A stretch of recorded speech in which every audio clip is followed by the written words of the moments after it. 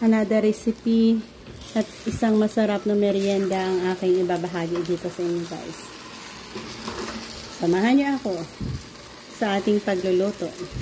Gagawa tayo ng ginisang pansit canton at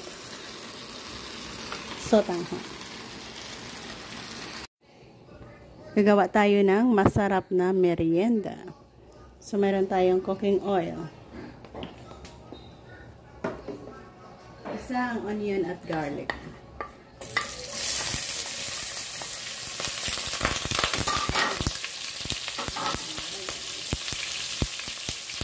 Sabayin na natin ang ating manok.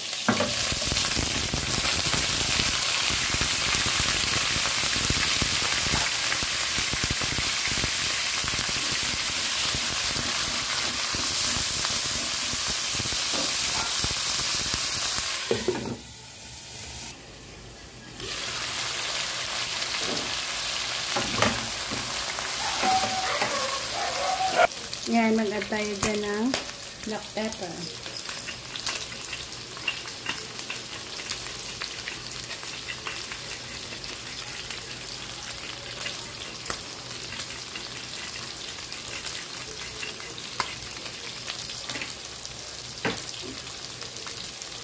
Patis.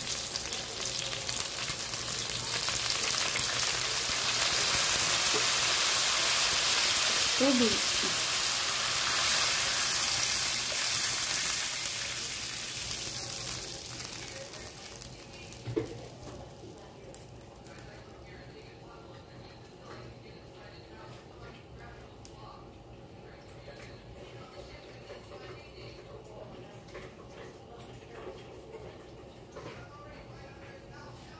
Additional tubig.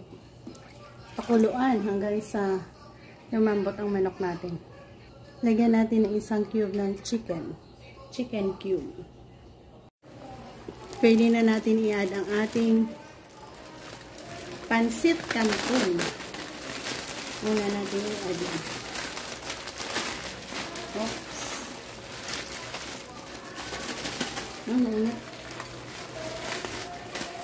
Yan, pansit canton.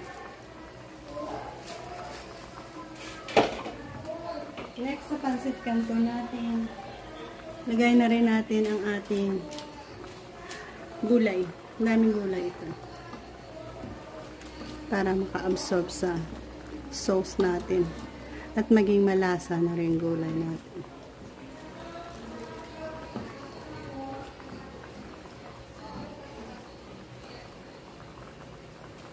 Kasya ba?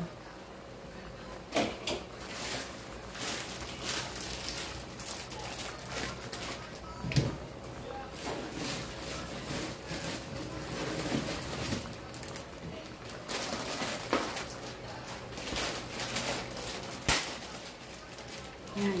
I-add rin natin ang ating sotanghon. So, sarap na combination ito. Sotanghon at pansit canton.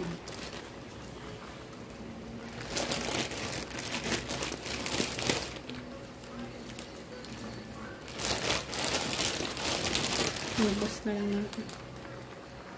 Kaya natin isa.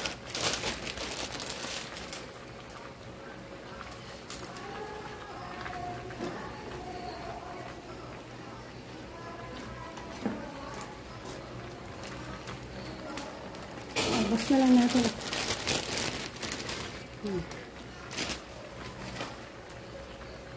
So, cover and hayaan natin mag-absorb ang sauce natin. Madami kasing sauce. So, hayaan natin mag-absorb hanggang sa lumambot.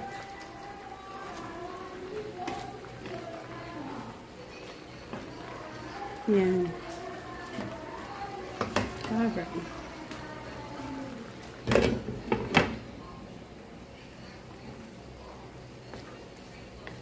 Kaya niyang i-absorb yan kasi sotanghon lang ating niluto. Yan, madami pang sabaw.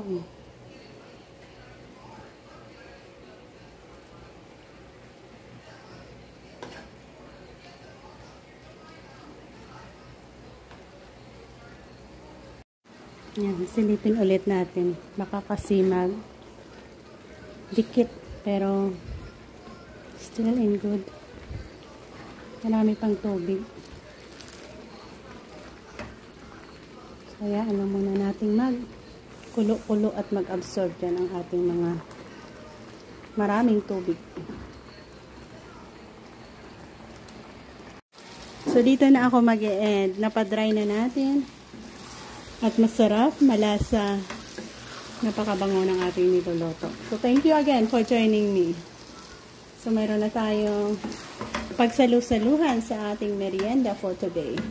Bye-bye, God bless, and maraming salamat ulit sa inyong lahat.